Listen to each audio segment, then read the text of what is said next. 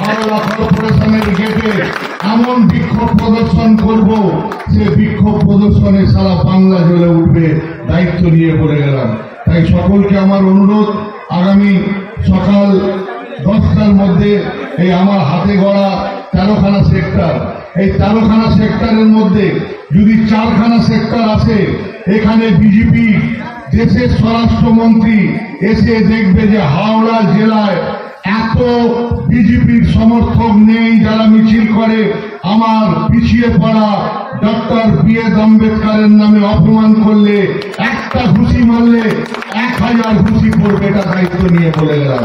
সকলকে আমার প্রণাম। এই অঞ্চলের সকলকে আমার ছোটদের ভালোবাসা, সবাই আমার ভাই বন্ধু। এই কয়েকটি কথা বলে আমি আপনাদের আমার বক্তব্য শেষ করলাম, কিন্তু দয়া করে অনুরোধ করছি কালকে 10:30টায় হাওড়া মিউনিসিপ্যালিটি 10টা 10:30টার মধ্যে সমস্ত জায়গায় সমস্ত সেক্টরে কাজ করে সকালবেলার কাজটা 9টা 9:30টার মধ্যে কমপ্লিট করে আপনারা আসুন, যে আমাদের বিখ্যাত মানুষের বিরুদ্ধে এই মতবাদ করার জন্য আমরা সরব হব। ধন্যবাদ, নমস্কার। এটা যারা এখন দেশ চালাচ্ছে অত্যন্ত দুঃখজনক। তারা ভুলে গেছে দেশের ইতিহাসের কথা। আমি বলবো তাদের চৈতন্য এইভাবে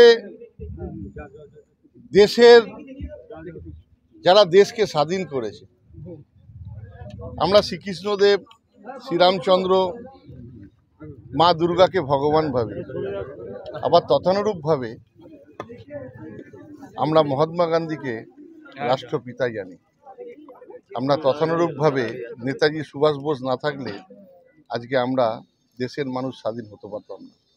আজকে ভারতবর্ষের সংবিধান রচয়িতা ডক্টর বি.এস. আম্বেদকর, তার সংবিধানে আজকে দেশ চলছে, তাকে অপমান করা এটা খুব দুঃখজনক ঘটনা। এটা দেশ জুড়ে প্রতিবাদ হওয়ার দরকার আছে। কি করতে চলেছে কালকে দেখাবো হাওড়া কর্পোরেশনের গেটে আর পাড়ায় পাড়ায় সারা বাংলায়।